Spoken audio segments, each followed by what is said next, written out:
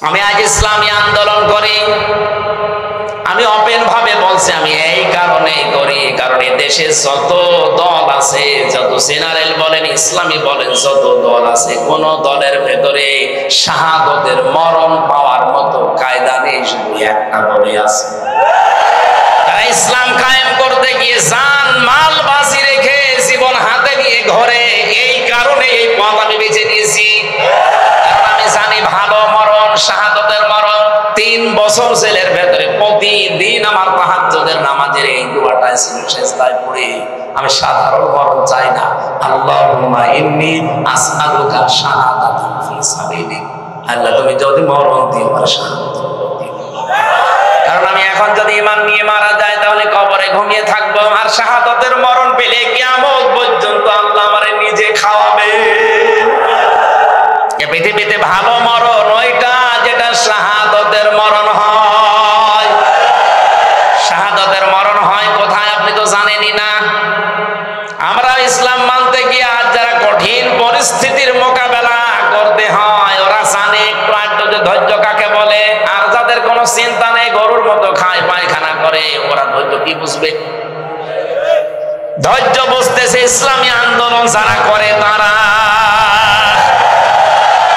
আপনি টের পাবেন না ধৈর্য কারে বলে, কত প্রকার কি কি তারা দিচ্ছে যারা ইসলাম কায়েম করার জন্য চেষ্টা করে। আচ্ছা না, আমি নামাজ পড়ি না। আরে ভাই, আপনার নামাজ নেওয়ার জন্য আল্লাহ বসে আছে। 48,000-এর উপরে এই দেশে পীর, এদের কোন পরিশ্রম আছে আপনি দেখান? শুধু পেট বাড়ে আর ভড়ি বাড়ে। আপনি এখন যদি জরিপ চালিয়ে দেখেন, 48,000 পীরের মাত্র 2-3 জন বাদ দিয়ে অধিকাংশ গুলোর জহব্বা বড় বড় আর পেট বড় বড়। এত বড় বড় ভড়ি হয়, মহিলারা লজ্জা পায় দেখে। আল্লাহ বাচ্চা হয় আমাদের আর পেট।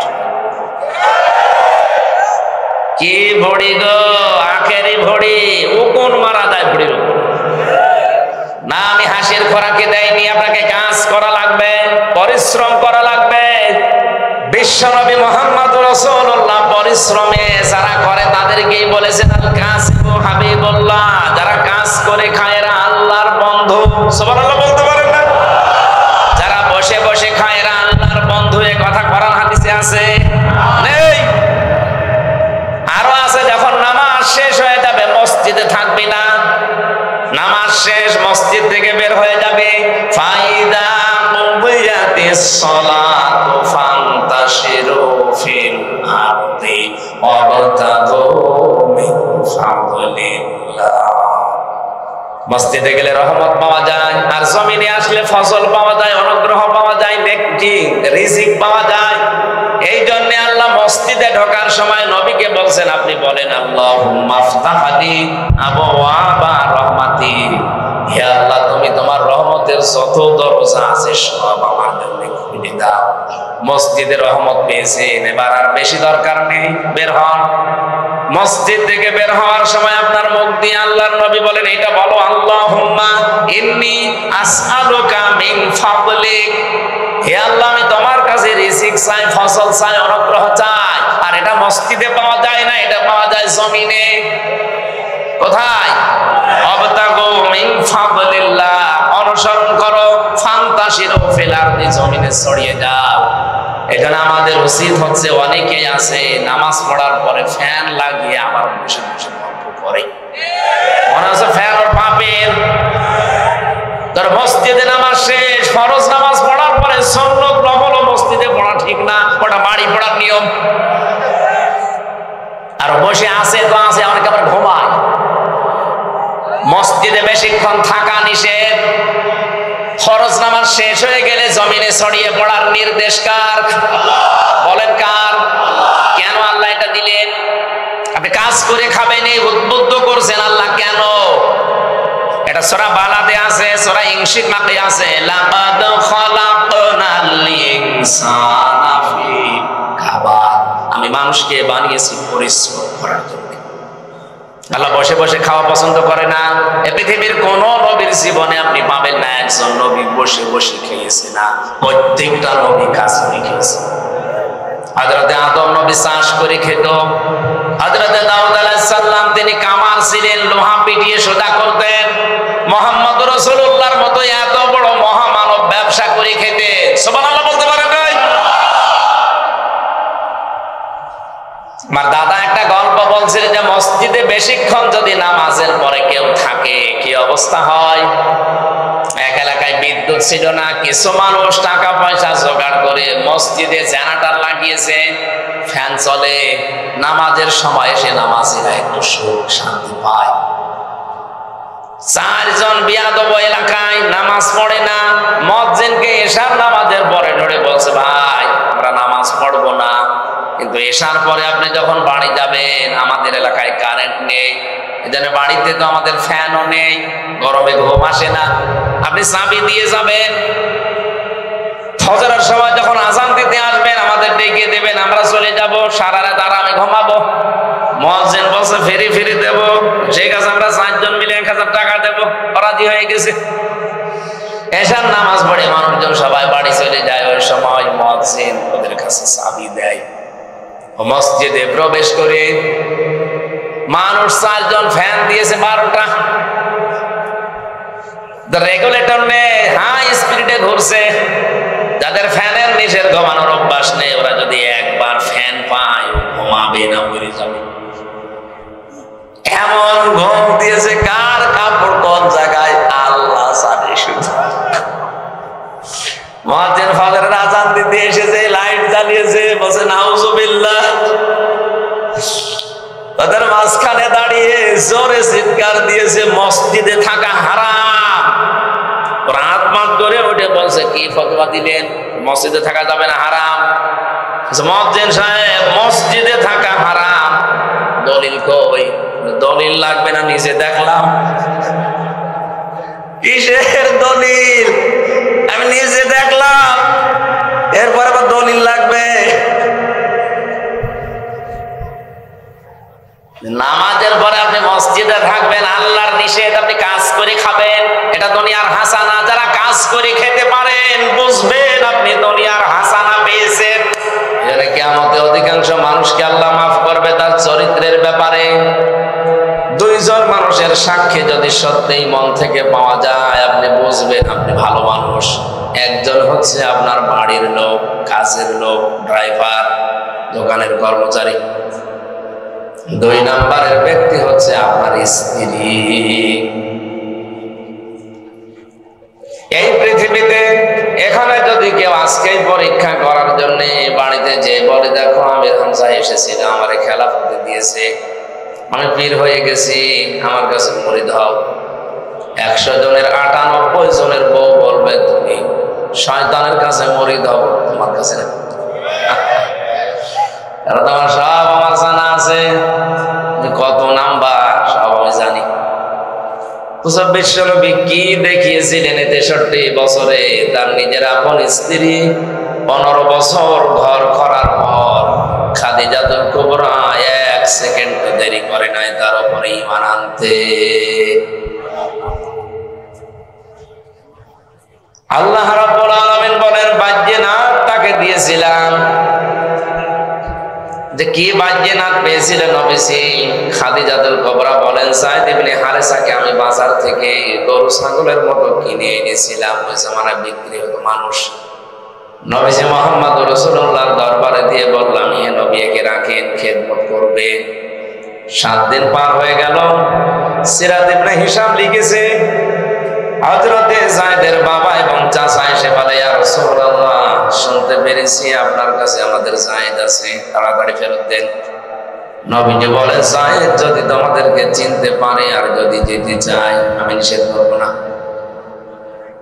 কিন্তু যায়েদ যদি যেতে না চায়, চিনতে না পারে, আমি এরকম লোক না যে জোর করে আপনাদের সাথে দিয়ে দেব। পিতা বললেন, অবশ্যই আপনি যুক্তিপূর্ণ কথা বলেছেন, নিয়ে আসেন যায়েদকে। হযরতে যায়েদ সামনে এসে বলে, ইয়া রাসূলুল্লাহ, এটা আমার বাবা আর এটা আমার চাচা, আমি চিনতে পেরেছি। বাবা এসে বলে, বাবা তাড়াতাড়ি করো, তোমার মা কাঁদতেছে বাড়িতে, বাড়ির যত কিছু আমি বানিয়েছি সব তোমাকে দিয়ে দেব। হযরতে যায়েদ ওই দিন একটা কথা বলেছিলেন, আজ বাংলাদেশে 1728 জন মানুষ মেন দায়িত্বে আছেন, তারা খাড়া করে শোনেন কান। জায়েদ ওই দিন যে কথা বলেছিল স্বর্ণ অক্ষরে লেখা আছে, কিয়ামত পর্যন্ত লেখা থাকবে। এটা আপনার অধীনস্থ যারা আছে আমরা এই 1728 জন মানুষের নিচে আমরা সবাই,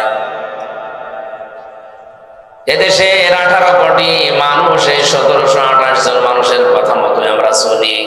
বিশ্বাস করেন জায়েদের মতো যদি 18 কোটি মানুষ আপনার পক্ষে জায়েদের মতো কথা বলতে পারি, বিশ্বাস করবেন হযরত জায়েদ বলেছিলেন, ইয়া রাসূলুল্লাহ, আমার বাবা আমাকে বাড়ি নিয়ে যেতে চায়, সম্পদ দিতে চায়, আমার মা নাকি কাঁদতেছে এই কথা বলে। এ বাবা কান খাড়া করে শোনেন, বাড়ির সম্পদ তো দূরের কথা, তাম দুনিয়া যদি আমার নামে লিখে দেন, এই 7টা দিনে এই লোকটার কাছে যা পেয়েছি তাম দুনিয়া দিলেও এনাকে ছেড়ে যাওয়া যায় না। কি ব্যবহার পেয়েছিলেন? পরীক্ষা করার জন্য বাড়ির ড্রাইভারকে যদি আপনি বলেন, বাবাজি তোমার 20 লাখ টাকা দেবো, তুমি কিছু নিয়ে যাবা, ও বলবে শয়তান তো টাকা লাগবে না, তুমি ছাড়। দোকানের কর্মচারীকে যদি আপনি গোপনে বলেন, বাবা তোমার 10 লাখ টাকা এমনি দিয়ে দেব, তুমি কি দোকান ছেড়ে চলে যাবা অন্য জায়গায়? বলবে মালিক টাকা লাগবে না, আপনি যা করেন আমার আগে ছাড়েন। কথায় কথায় আপনি আমার মা বাবা বলে গালি দেন।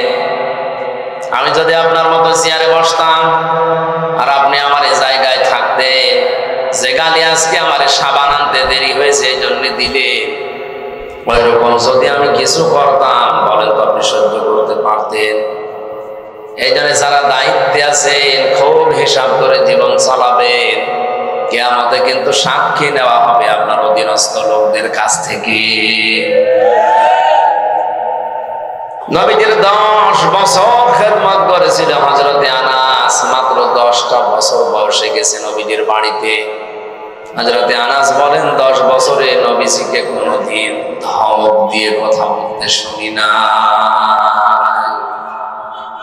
এ পৃথিবী ইতিহাস লিখে শেষ করতে পারবে না, আপনার মাথায় ধরবে না। 10 বছর একটা কাজের ছেলেকে, অথচ সে খুব বড় মানুষ তা না, ছোট মানুষ। 10 বছরের একটা মানুষ কি বোঝে? আমার বড় মেয়েটার বয়স এখন প্রায় 10 বছর। কি বোঝে? ওরে যদি বলা হয় বিছানা একটু ভালো করে দাও, ও বিছানা উল্টিয়ে রাখে। পানি আনতে বললে গরম পানির কথা ঠান্ডা পানি আনবে। জুতা যদি নিয়ে আসতে বলি একটা উল্টা পাল্টা করে রাখবে। এই বয়সেও নবীজির কাজ করেছে 10টা বছর।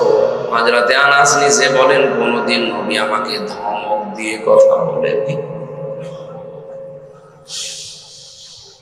আমাকে একদিন একটা কাজে পাঠালেন, কাজ করতে গিয়ে দেখি হঠাৎ পথে মধ্যে পাহাড়ের পাদদেশে মার্বেল খেলছে বাচ্চারা, খেলায় লেগে পড়লাম।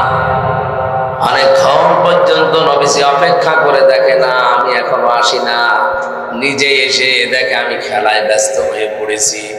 বিশ্ব নবী নিজে আমার মাথার কাছে আসে হাত দিয়ে বলেন, সাহেব আনাস, তোমাকে যে কাজ দিয়েছিলাম তোমার দেরি হচ্ছে দেখে আমি নিজেই কাজটা করে ফেলেছি, খেলা শেষ করে তারপরে আসবো। আল্লাহ আমাদেরকে নবীজির কাছ থেকে চরিত্র নেওয়ার তৌফিক দিন, বলেন আমিন। এই পৃথিবীর গভীরতা যদি কেউ মাপতে চায় তাহলে আরবিতে আমিন বলে। দৈর্ঘ্য যদি কেউ মাপতে চায় তার জন্য আলাদা শব্দ আল্লাহ দিয়েছেন। এমন চরিত্র মুহাম্মদ রাসূলুল্লাহকে আল্লাহ দিয়েছিলেন খুলুকিন আযীম। আল্লাহর নিজের নাম লাগিয়ে দিয়েছেন আযীম। এত বড় মহান চরিত্র তোমাকে দিয়েছি, কিয়ামত পর্যন্ত মানুষ অনুসরণ করে কিনারা পাবে না। আমি এবার একটা সত্য কথা বলি, বলবো এবার অন্যদিকে নিয়েছে। এখানে এসেছেন তো পরিবর্তন হওয়ার জন্য। একথা বহুবার আমি ইঙ্গিত দিয়েছি, এই পৃথিবীতে যারা ওযু করে তাদের ওযু ভেঙে যায় 7টা কারণে। নামাজ পড়লে নামাজ ভেঙে যায় 19টা কারণে। এই কথাগুলো ঠিক আছে? কেউ যদি কাজ করে কাজও ভেঙে নষ্ট হয়ে যায় 2টা কারণে। হজ করলে হজ ভেঙে যায়, রোজা রাখলে রোজা ভেঙে যায়, যাকাত দিলে যাকাতও ভেঙে যায়। পৃথিবীর যত ইবাদত আছে সব করলে ভেঙে যাওয়ার কিছু কারণ আছে। দান করলেও দান ভেঙে যায়, খোঁটা দিলে ও দান আর দান থাকে না।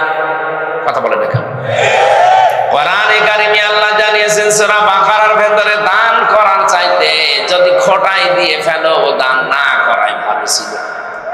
অথচ আজ বাংলাদেশে এই রোগের মধ্যে বেশি, কিছু দিতে দেরি, খোঁটা দিতে দেরি করে না।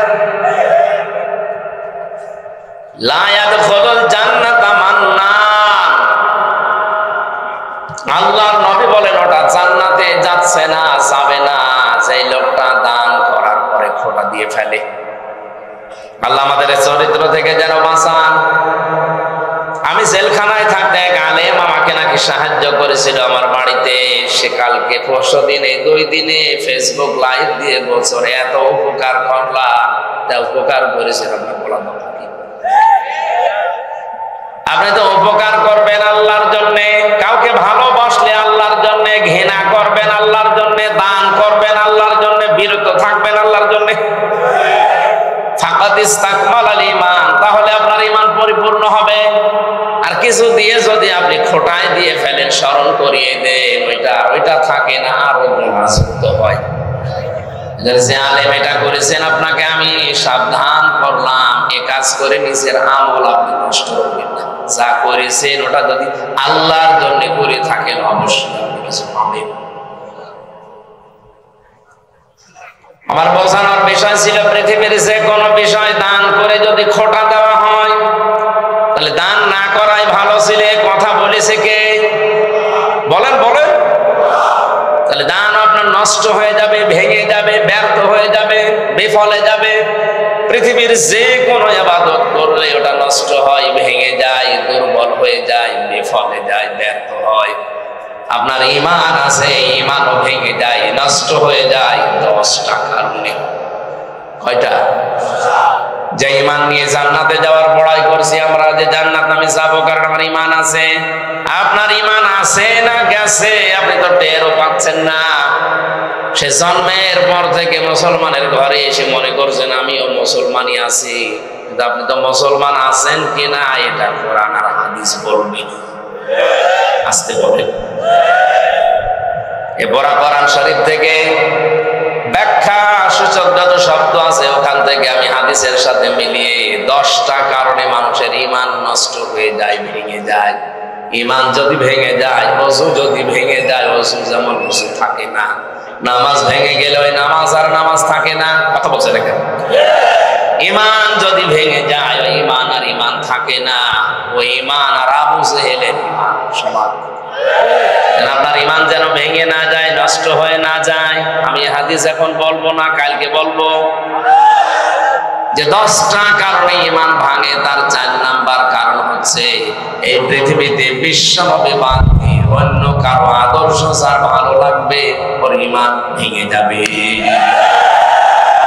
এদেশে এখন নেই।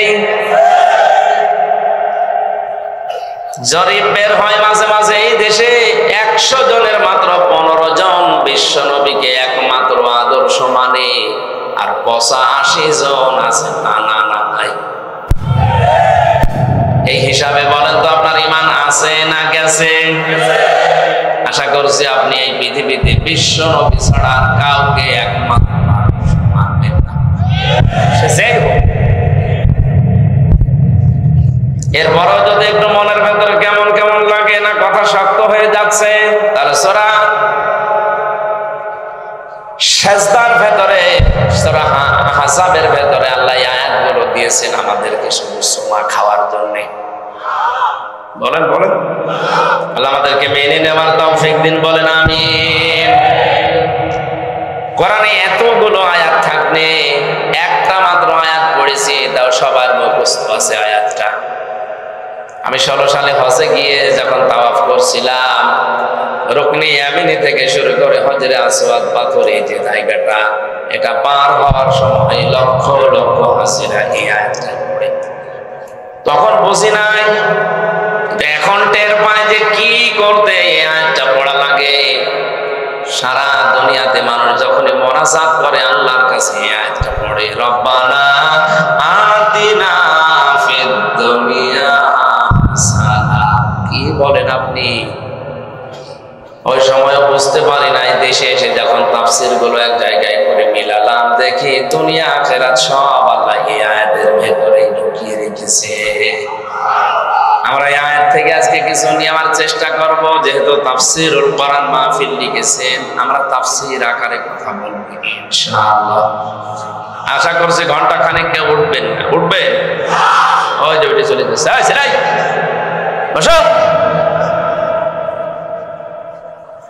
1-1.5 ঘন্টা যদি বসে থাকতে না পারে তো বিয়ে দিলে বউ টেকবে? দেখেন কোনটা ওঠে। এখানে কিন্তু বহু মেয়ের বাপ বসে আছে, আপনার দিকে যদি তাকায় যে ওই যে চলে যাচ্ছে, না জীবনে বিয়ে হবে মনে করছে, এই জন্য উঠবেন। জবান খুলে কোরআনের আয়াত আগে সোনালী আয়াত পড়ে না। আউযু বিল্লাহি মিনাশ শাইতানির রাজিম। বিসমিল্লাহির রহমানির রহিম।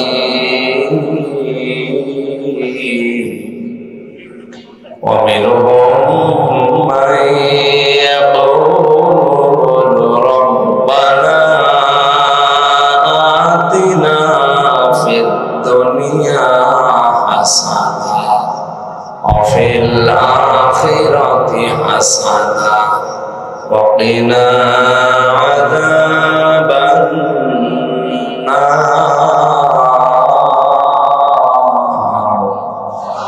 সাদাকতা ইয়া রাব্বানা। আল্লাহ যা বলেছেন সত্য বলেছেন। তাফসীরে ইবনে কাসির থেকে বর্ণনা করছি, আল্লাহ পাক বলেন মিনহুম মাইয়াকুলু, মানুষের ভেতরে অনেক মানুষ এমন আছে তারা বলছে, ভবিষ্যতেও বলবে। ইয়াকুলু এটা মুসারে, বর্তমান ভবিষ্যৎ, প্রেজেন্ট ফিউচার। অতীতেও কিছু মানুষ এই কথা বলেছিল, এখন বর্তমানে বলছে, ভবিষ্যতেও বলবে। রব্বানা, হে আমাদের প্রতিপালক, আতিনা, আমাদেরকে দান করেন, ফিদ দুনিয়া হাসানা, দুনিয়ার হাসিনা হাসানা। আমাদের প্রধানমন্ত্রীর নাম প্রায় মিলে গিয়েছিল। হাসানা মানে কল্যাণ আর হাসিনা মানে সুন্দরী। দেখার যায় কিছু না পেয়েছি, অন্তত সুন্দরী আমরা পেয়েছি। কোরআনে কারিমে প্রায় ওনার নাম আছে, হাসানার জায়গায় হাসিনা। সেদিনকে যারা বঙ্গবন্ধুর কবর জিয়ারত করতে গিয়ে দোয়া করছে, রব্বানা আতিনা ফিদ দুনিয়া হাসিনা। আল্লাহ দুনিয়ায় হাসিনা দাও, আল্লাহ বলছে দিয়েই দিয়েছি। শব্দের দিকে খেয়াল করেন তো, সারাটা জীবন এই দোয়া আপনি করছেন। এখানে যত মানুষ আছে জীবনে এই দোয়া করেনি এমন মানুষ খুঁজে পাওয়া যাবে না। অথচ কি বললেন আল্লাহকে যে দুনিয়ায় হাসানা দাও, কল্যাণ দাও, শান্তি দাও, স্বস্তি দাও, নিরাপত্তা দাও, সুখ দাও। এখানে প্রায় 99টা অর্থ আছে। আল্লাহ পাক বলেন দুনিয়ার হাসানা, এ দাবি যদি কেউ করে যে আল্লাহ আমারে মোনাজাত কবুল করো, দুনিয়ার হাসানা দাও। দুনিয়ার হাসানা পড়া কোরআন পড়ি আমি পেয়েছি 10টা। কয়টা বলেন জোরে? কেউ যদি এই মোনাজাত করে আর এই 10টা জিনিস যদি পেয়ে যায়, সে যেন দুনিয়ায় এই দোয়া আল্লাহকে কবুল করাতে পেরেছে। আপনি এবার দেখবেন এই 10টা জিনিস পেয়েছেন কিনা। কেউ যদি এই বিশ্বাস করে আল্লাহ এতদিন দোয়া করেছি, রব্বানা আতিনা ফিদ দুনিয়া হাসানা, আমার দোয়া কি কবুল হয়েছে? আল্লাহ বলেন 10টা জিনিস যদি দুনিয়ায় পাও, তুমি বিশ্বাস করতে পারো তোমার দোয়া কবুল হয়ে গেছে। ফিল আখিরাতি হাসানা, আল্লাহ আখিরাতের হাসানা দাও। আল্লাহ পাক বলেন আখিরাতের হাসানা 5টা। কয়টা? আপনি দেখবেন ওই 5টা যদি পেয়ে যান তাহলে আপনি আখিরাতের হাসানাও পেয়ে গেছেন। ওয়াকিনা আযাবান নার, জাহান্নাম থেকে আমাদেরকে বাঁচাও। আল্লাহ পাক বলেন জাহান্নাম থেকে বাঁচার উপায় মাত্র একটা। এদিকে 10, ওদিকে 5, এদিকে 1, কত হইল? আরো জোরে। এই 16টা বিষয় আমি তাফসীর আকারে আয়াত থেকে বের করে আজকে এরপরে বাড়ি যাব। 16 বছর পরে যদি এখানে আসি, 16 বছর পরে জিজ্ঞাসা করলে আপনি বেঁচে থাকলে আপনাকে বলা লাগবে এইরকম নিয়ে শোনেন। আমি আরম্ভ করছি কোরআনে কারীম দিয়ে।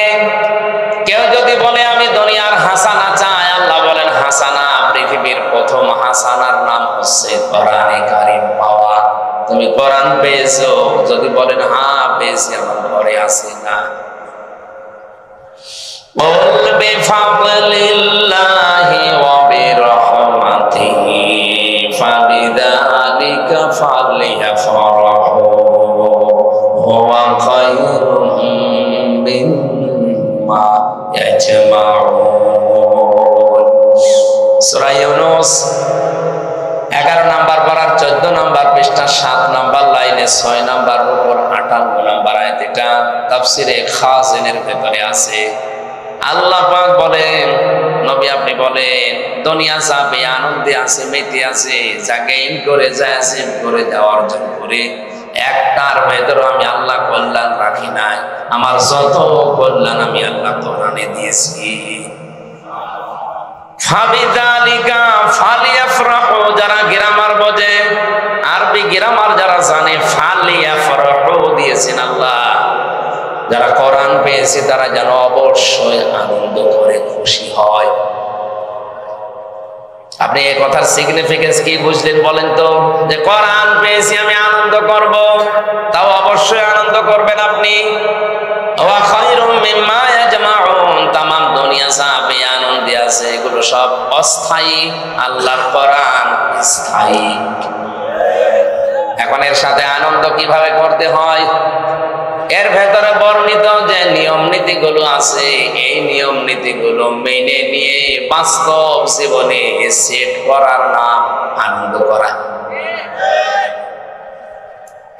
মান করাল কোরআন, এই হাদিসটা ভালো করে শুনবেন, জন্মের পর থেকে এটা শুনেছেন, এভাবে শোনেননি। মান করাল কোরআনা ফাস্তাযহারাহু ফাহাল্লা হালালাহু ওয়া হাররামা হারামাহু আদখালাহুল্লাহু জান্নাহ ওয়া শাফাআহু ফি আশারাতিন মিন আহলি বাইতিহি কুল্লুহুম ক্বাদ ওয়াজাবাত লাহুম নার। তিরমিজির হাদিস।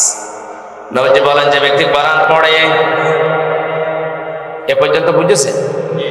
যে ব্যক্তি কোরআন পড়ে, ফাস্তাযহারাহু, ইজহার করে কোরআনকে, ইজহার করা মানে প্রকাশ করা, ইজহার করা মানে দাঁড় করানো, ইজহার করা মানে প্রতিষ্ঠা করা। 33টার উপর অর্থ আছে।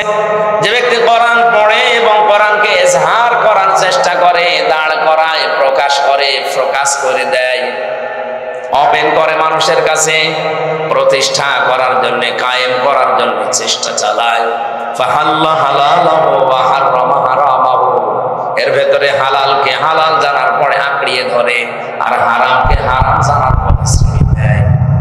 আদখালাহুল্লাহুল জান্নাহ, আমি আল্লাহ নিজে তাকে জান্নাতে প্রবেশ করিয়েছি, না করাবো না। তাহলে আদখালাহুল্লাহ এটা মাঝি, তাকে আল্লাহ প্রবেশ করিয়েছে। আপনি কি বুঝলেন? এখনো মরেননি তো জান্নাতে গেলেন কি করে? হাদিসের ব্যাখ্যায় টিকাতে লেখা পেয়েছে, কোন মানুষ যদি সত্যিই কোরআনকে ইজহার করার জন্য, প্রতিষ্ঠা করার জন্য, কায়েম করার জন্য মন থেকে চেষ্টা চালায়, প্রতিষ্ঠা যদি নাও হয় তার দোষ না, তার দোষ হচ্ছে সে চেষ্টা করেনি। কেন?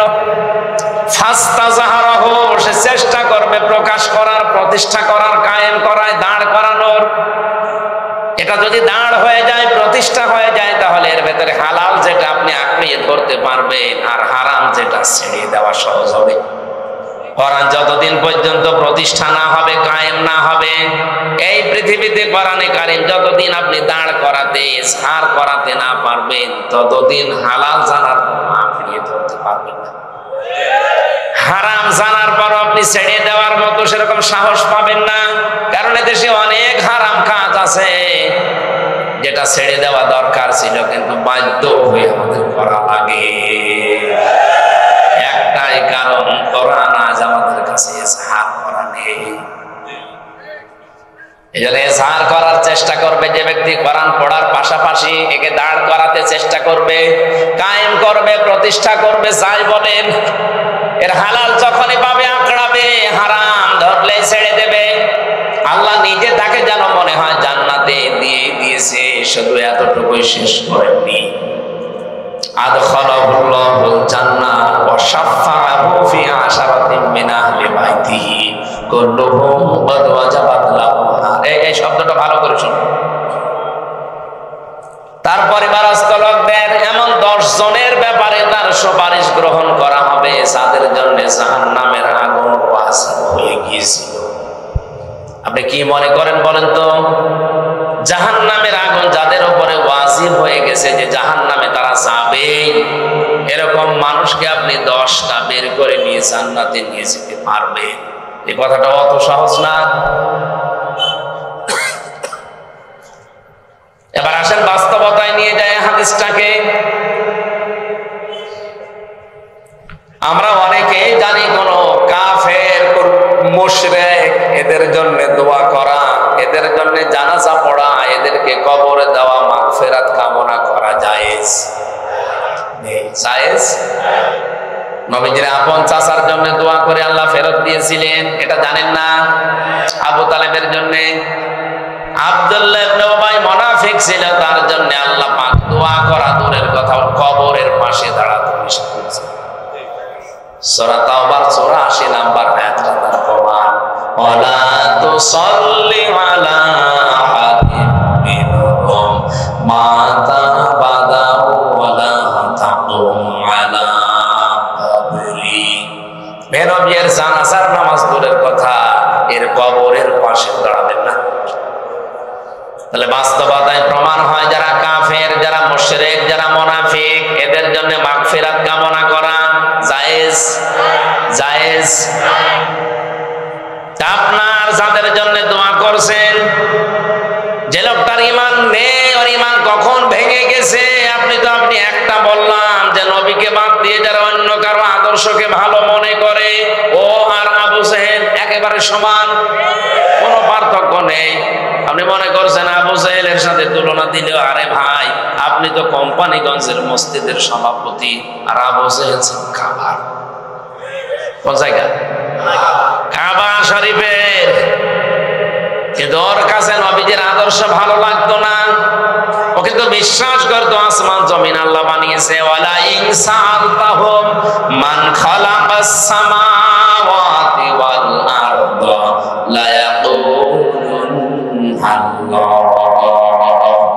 এই নবী ওদেরকে যদি জিজ্ঞাসা করেন, আবু জেহেল বলো দেখি আসমান আর জমিন কে বানিয়েছে, ওরা গ্যারান্টি দিয়ে লা ইয়াকুলুনা আল্লাহ, লামে তাকিদ নুনে সাকিলা, গ্যারান্টি দিয়ে বলবে আল্লাহ বানিয়েছে। তাহলে বিশ্বাস যদি ওরাও করে, আপনিও করেন।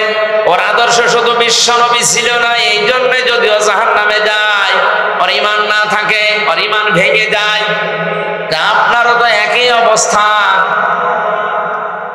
এটা একটু শক্ত হয়ে গেল। শক্ত কথা বলছে এই জন্য আপনি যেন থেমে যান। এরপরেও যদি আপনার মন মানসিকতার পরিবর্তন না হয়, বুঝবেন আপনাকে আল্লাহ জাহান্নামে দেবে, এই জন্যই বানিয়েছে। কারণ কোরআন শরীফ যদি কাউকে হেদায়েত দিতে না পারে, ওরে হেদায়েত দেওয়ার মতো কোন জিনিস দুনিয়ায় বলেন বলেন আল্লাহ আমাদের হেফাজত করুন, আমিন। যার জন্য সুপারিশ করব, অত কাফেরের চাইতেও নিচে নেমে গেছে, অত মুনাফিক, অত মুশরিক, ওরে আর কোনদিন আল্লাহ জাহান্নাম থেকে বের করবে না। জাহান্নাম থেকে বের করবে তাদের যাদের ঈমান আছে। আপনার ঈমান তো ভেঙে গেছে, নষ্ট হয়ে গেছে। নিজেই বললেন যে ওযু করলে 7টা কারণে ওযু ভেঙে যায়, একটা কারণ পাওয়া গেলে ওই ওযু আর ওযু থাকে না। কথা বলবেন না কেন? নামাজ পড়লে নামাজ ভেঙে যায় 19টা কারণে, একটা কারণ পাওয়া গেলে ওই নামাজ আর নামাজ থাকে না, ও নামাজ পড়াও যা না পড়াও তা। তাহলে আপনার ঈমান আছে না গেছে? 10টার ভেতরে একটা পাওয়া গেলে আপনি মনে করবেন আপনি আবু জেহেল সমান সমান। আবু জেহেলের জন্য সুপারিশ করলে যেমন কাজে লাগবে না, আবু তালেবের জন্য সুপারিশ করেছে নবীজি, কাজে লাগে নাই। আপনার জন্যও যদি সুপারিশ করে আপনার ওই হাফেজ ছেলে, কাজে লাগবে না, কারণ আপনার তো ঈমান নেই, আপনি বেঈমান। দুনিয়ার হাসানা আপনি পেয়েছেন কিনা এবার নিজের কাছে জিজ্ঞাসা করেন। আপনি কোরআন পেয়েছেন? কোরআনে কারীম যা পাওয়ার অর্থ কি? কমপক্ষে 4টা বিষয় যদি আপনি মানতে পারেন কোরআন কেন্দ্রিক, তাহলে বুঝবেন আপনি কোরআন পেয়েছেন। এই দলিলটা আছে সূরা বাকারা 1ম নাম্বার পারা 18 নাম্বার পৃষ্ঠা 4 নাম্বার লাইনের 121 নাম্বার আয়াতে, আল্লাযীনা আতাইনাহুমুল কিতাবা ইয়াতলুনা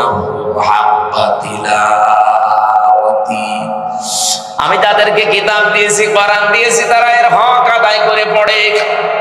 আমি এই শব্দটা নিয়ে তাফসিরে বহু ঘাটাঘাটি করে আমার মাথায় ঢুকতেছিল না।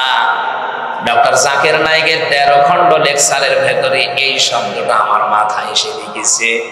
উনি আয়াতের তাফসির করতে গিয়ে লিখেছেন, কেউ যদি হক আদায় করে পড়তে চায় কমপক্ষে তার 4টা শর্ত মানা লাগবে। 1 নম্বরে শুদ্ধ করে পড়তে হবে, 2 নম্বরে বুঝতে হবে, 3 নম্বরে আপনি এই যে বোঝা বিষয় যেটা পেলেন এর উপরে আপনার প্র্যাকটিক্যাল লাইফ সাজাতে হবে, 4 নম্বরে এই কথাটা মানুষের কাছে পৌঁছিয়ে দিয়ে তাকে মানানোর ব্যবস্থা করা লাগবে। কয়টা বললাম? এই দেশে এখন কোরআনের হক আদায় করে আমরা যারাই মনে করছি আমি কোরআন পেয়েছি, পড়ছি কোরআন বুঝতেছি, কোরআন নিজেও মোটামুটি যতটুকু পারি আমল করি। 4 নাম্বার যে শর্তটা আছে, না আপনাদের এদিকে মন নেই, আমি কিন্তু এক্ষণে 4টা জিজ্ঞেস করব। কোরআনের হক আদায় করে পড়ার অর্থ কয়টা? 1 নম্বরে শুদ্ধ করে পড়া, 2 নম্বর ওটা বোঝা, 3 নম্বর ওর উপরে কাজ করা, 4 নম্বর ওটা মানুষের কাছে পৌঁছিয়ে দিয়ে ওটা মানানোর ব্যবস্থা করা। আপনি বলেন তো নিজের দিকে তাকিয়ে, এবার কোরআন পেয়েছেন আপনি? আপনি পড়েন শুদ্ধ করে, আমিও দেখছি। আপনি হয়তো বোঝেনও হালকা পাতলা। 3 নাম্বার আপনি মোটামুটি কিছু মানেনও। 4 নাম্বার এটা যে মানুষের কাছে পৌঁছিয়ে এটা মানানোর ব্যবস্থা করা লাগবে। ব্যক্তি, পরিবার, সমাজ এবং রাষ্ট্রে এই কাজে আপনি কয়জন আছেন বলেন? এই কাজে যদি আজ আমরা থাকতাম সবাই, এদেশে কোরআন কায়েম হতে দেরি হয়। তার মানে দুনিয়ার হাসানা আমরা টানা না পাইনি, আফিল আখিরাতি হাসানা। এ কথা বলার আগে আল্লাহ 2 নম্বরে দিয়েছেন, কেউ যদি বলে আমি দুনিয়ার হাসানা পেয়েছি, অবশ্যই সে কোরআনের হেদায়েত পাবে। ইউদিল্লু বিহি কাসীরান ওয়া ইয়াহদি বিহি কাসীরান। এই কোরআন দ্বারা অনেককে আল্লাহ হেদায়েত দিয়ে জান্নাতি মানুষ বানিয়েছে। এই কোরআন দ্বারা অনেককে আল্লাহ গোমরাহ করে জাহান্নামী বানিয়ে দিয়েছে। সুতরাং কোরআন থেকে হেদায়েত পাওয়া এটা দুনিয়ার হাসানা। হযরত ওমর কোরআনের হেদায়েত পেয়ে 0 থেকে হিরো হয়ে জান্নাতের সার্টিফিকেট হাতে পেয়ে মারা গেছে। কথা বলেন না কেন? সিস্টেম অপর পৃষ্ঠায় দেখুন আরেকজন মানুষের নাম আমি জানি, আবু জেহেল। তাকেও নবী কোরআন শুনিয়েছিল। এই লোকটা 0 থেকে হিরো হতে পারে নাই, ও হিরো থেকে আরো 0 হয়ে গেছে। এত বড় হিরো ছিল, পুরা দেশের মালিক, পুরা আরব জাহানের সরকার প্রধান ছিল এই লোকটা। কিন্তু তার বাড়িকে আল্লাহ ইন্টারন্যাশনাল পায়খানা বানিয়ে দিয়েছে। তাহলে 0 থেকে হিরো হয়েছে একজন, আর হিরো থেকে 0 নেমেছে। এত ঘৃণিত করে দিয়েছে ওর বাসস্থানটা। আপনি যে লক্ষ্য করেন ওর জায়গাটা আল্লাহ ইন্টারন্যাশনাল পায়খানা বানিয়েছে। আমি কাবা শরীফ তাওয়াফ করে হঠাৎ উপর দিয়ে ঘুরছিলাম, দেখি পেটে ব্যথা করছে। পুলিশকে বললাম, ভাই এতক্ষণ তো ভালো ছিলাম, হঠাৎ আমার পেটে ব্যথা করছে জায়গা। পুলিশ আমারে বলে, ইয়া হাজিউল হুজ্জাতাইনা বিলাদুকা। ও হাসি, দেশ কোথায়? মানে জি তুমি বাংলাদেশ। বাংলাদেশ থেকে এসেছি। আমার ওনার ভাষা দিয়ে বলে, হাসি আপনি জানেন না এটা কোন জায়গা? বললাম না, আবু জাহেলের বাড়ি। আপনি এখনো পায়খানা না করে দাঁড়িয়ে আছেন, তাড়াতাড়ি যান। কোরআন আমার সামনে পায়খানা করে দেখে আমার পেটের ব্যথা ভালো হয়ে গেছে। আল্লাহ আমাকে জানাতে চায়, আমির হামজা এত টাকা খরচ করে সেই বাংলাদেশ থেকে আসলে আরে শয়তানের মুখে পায়খানা না করে চলে যাবা, তাড়াতাড়ি করো। একজন কোরআনের হেদায়েত পেয়ে শ্রেষ্ঠ মানুষ হয়ে গেছে। কিয়ামত পর্যন্ত যত মুসলমান দুনিয়ায় ইবনে ওমরের জন্য দোয়া করবে। কথা বলেন। আর একজন মানুষ হিরো থেকে এমন 0 বানিয়েছে, কিয়ামত পর্যন্ত যত মুসলমান দুনিয়ায় নাম শুনবে ঘৃণা করবে। আপনি কোরআনের হেদায়েত এখনো পাননি, সুতরাং রব্বানা আতিনা ফিদ দুনিয়া হাসানা এ দোয়া কিন্তু মাঠে মারা যাচ্ছে। 3 নম্বরে দুনিয়ার হাসানায় আমি পেয়েছি, পরিশ্রম যদি কেউ করতে পারে সে যেন দুনিয়ার হাসানা পেয়েছে। আজ আমরা পরিশ্রমে নেই,